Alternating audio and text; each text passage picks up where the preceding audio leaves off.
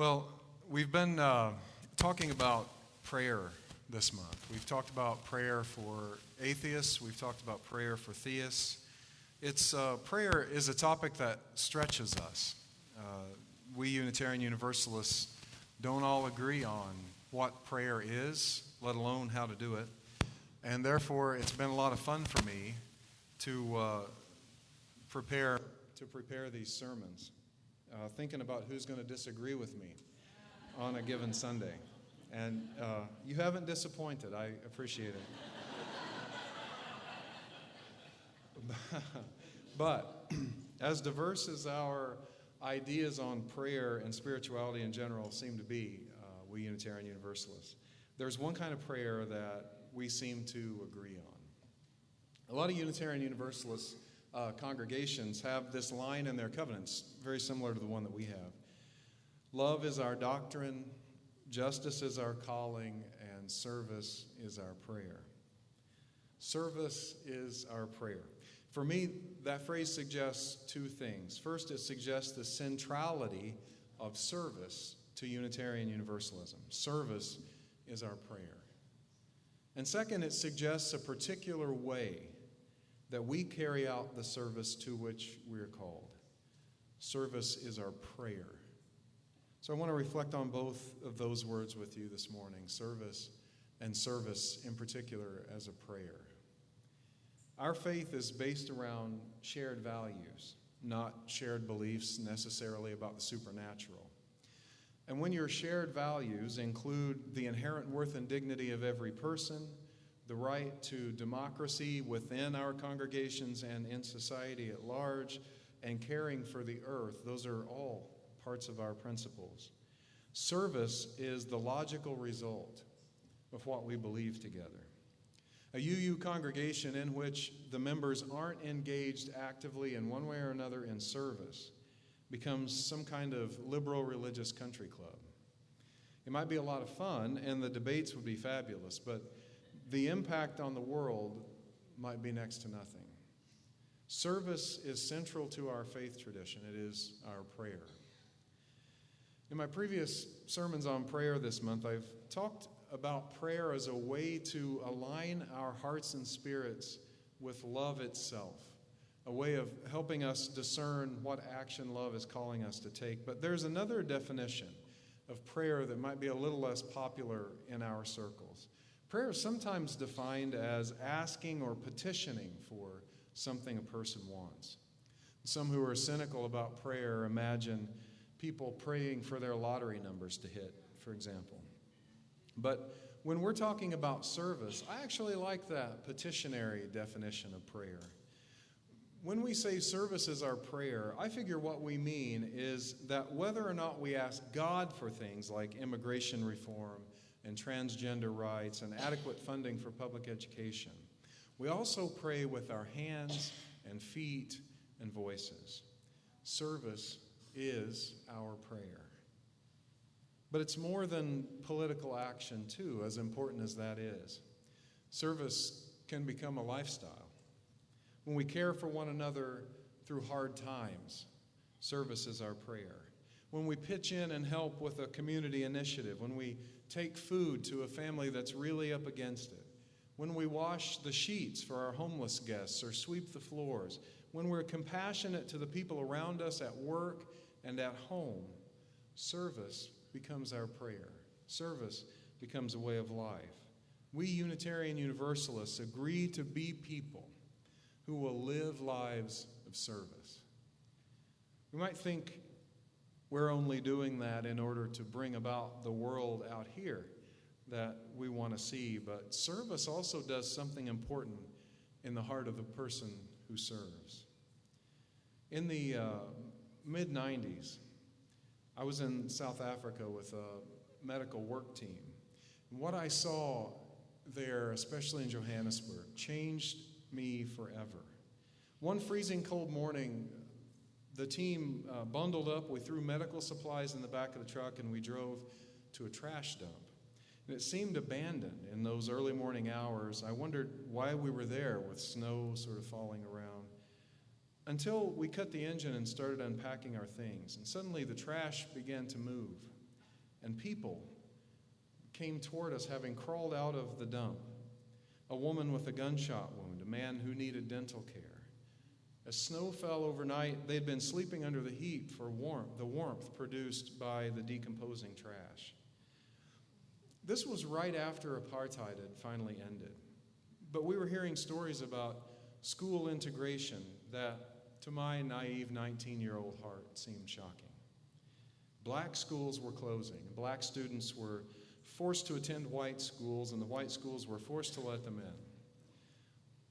But the white schools kept the white teachers, and the black teachers were unemployed. It was becoming clear that white people would maneuver around the anti-apartheid movement to keep their privilege. And the politics of South Africa reflect that still today. My heart and my mind were opened on that trip to a reality I had really no idea about. When I came home, I read about a lot of the same forces at work in the United States, how housing restrictions kept wealth in white American hands and out of the bank accounts of black families. It wasn't the purpose of the trip. We were there to help people. And led by local justice workers, we did help people. But service also did its work in me. My friend and colleague, Reverend Peter Morales, who was a former president of the UUA, wrote this about service. I think service may be the best form of prayer. And if the purpose of a spiritual practice is spiritual growth, service is a powerful spiritual discipline. I've seen again and again how service transforms people. No one who commits herself to service remains unchanged by the experience. When we serve, we become more compassionate, more sensitive, more understanding, and more aware.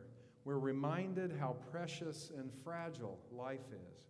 We experience our vulnerability and our deep need for one another. When we serve, we experience what love can do. He continued, sometimes in our congregations we speak of spirituality and social action as though they're opposites. But that's a false dichotomy.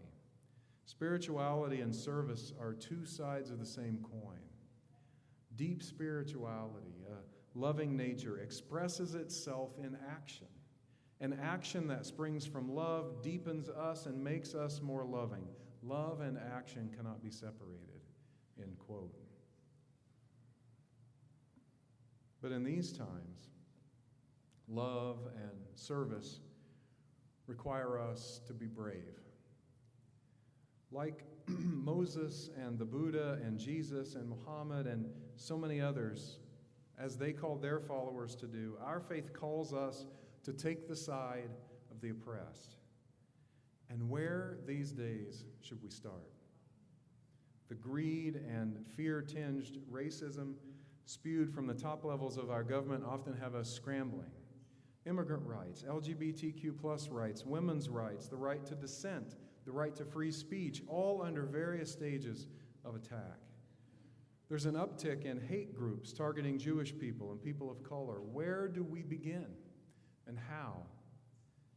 It's tempting to thrash around in hate, to return hate for hate, to post our most stringent opinions on social media, declaring and signaling our righteousness, and then sit back as if we have fulfilled our obligation to the world by posting on Facebook.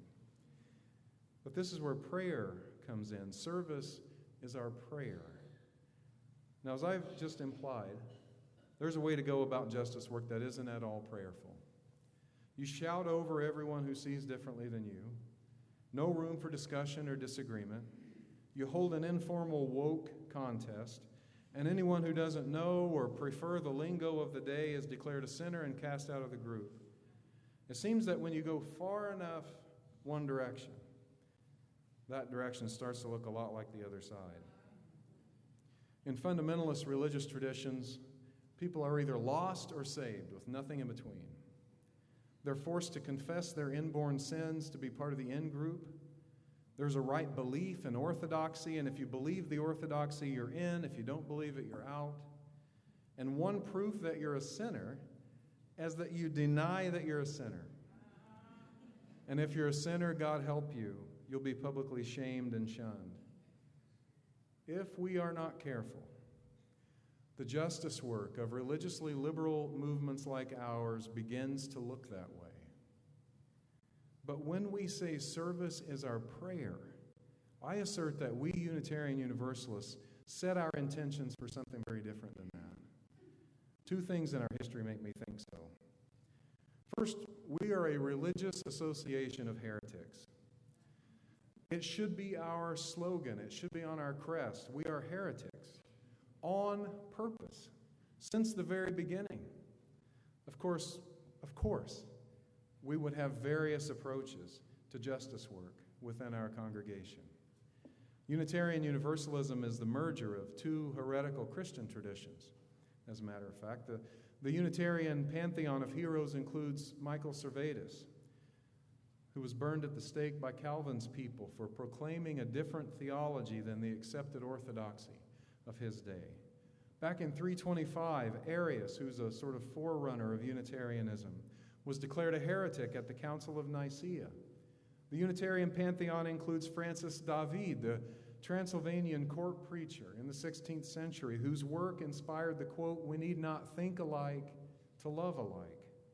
He preached religious tolerance all those years ago and had such an influence that for a time, in Transylvania, religious tolerance was the law. That's the Unitarians. And my beloved Universalists, those who dared to proclaim in the face of a religion that preached a vengeful God, that God is love, and that love will always win, so surely there can be no hell. Some Universalists paid with their lives for that message. And the heart of that message is this: we never give up on someone once and for all. We do the work that is required to hold all people in our circle of concern. We keep our hearts open to anyone being won over by the message of love, and we approach our justice work in a way which, at the same time, sides firmly with love and makes room for people who aren't with us now to join us. Reverend Elizabeth Strong tells one of my favorite stories about the great Universalist preacher, Hosea Ballou. She wrote, as one of the denomination's many itinerant clergy, and there were lots of sort of circuit-riding revival Universalist preachers in the 1800s. He was riding, Hosea Ballou, the circuit in the New Hampshire hills with a Baptist preacher one afternoon. They argued theology as they traveled. Better than podcasts. At one point, the Baptist looked over and said, "Brother Ballou, if I were a Universalist and feared not the fires of hell, I could hit you over the head, steal your horse and saddle, and ride away, and I'd still go to heaven." And Hosea Ballou looked at him and said, "If you were a Universalist, the idea would never occur to you."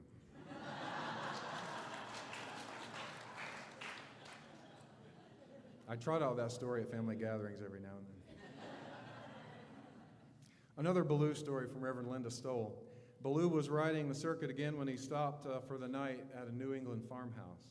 And the farmer was upset. He told Ballou that his son was an absolute terror who got drunk in the village every night, and the farmer was afraid the son would go to hell.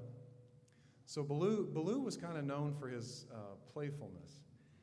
He said, "All right, we'll find a place on the path where your son will be coming home drunk, and we'll build a big fire.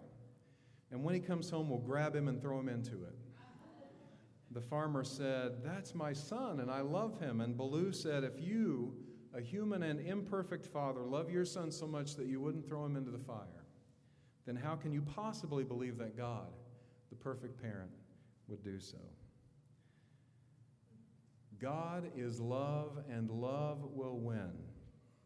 The truth and the freedom to tell it are important enough to die for. That is our heritage. Unitarian Universalists are people who unapologetically choose love and freedom over orthodoxy. Let us continue to be the love people.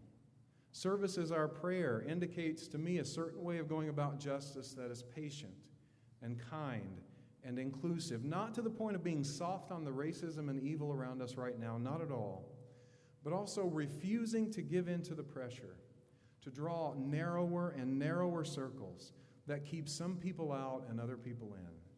Our service is rooted in righteous anger and love, two forces that we must always hold in tension, because we know that the result of our work is present in the way we work together. There's a seed of the result of our work in the way we go about it. If we base our work only on anger and revenge, we will reap anger and revenge in return. If we root our work in love, both for those served and even for those who disagree with us, we end up with the possibility of democracy at the end, of inclusion, of recovery, maybe even of repentance. Even in these anxious times, I think our service has to remain rooted in love, not hate, not revenge. Service is our prayer. Let's you and I covenant together, today and always, to live lives of service, led by love itself.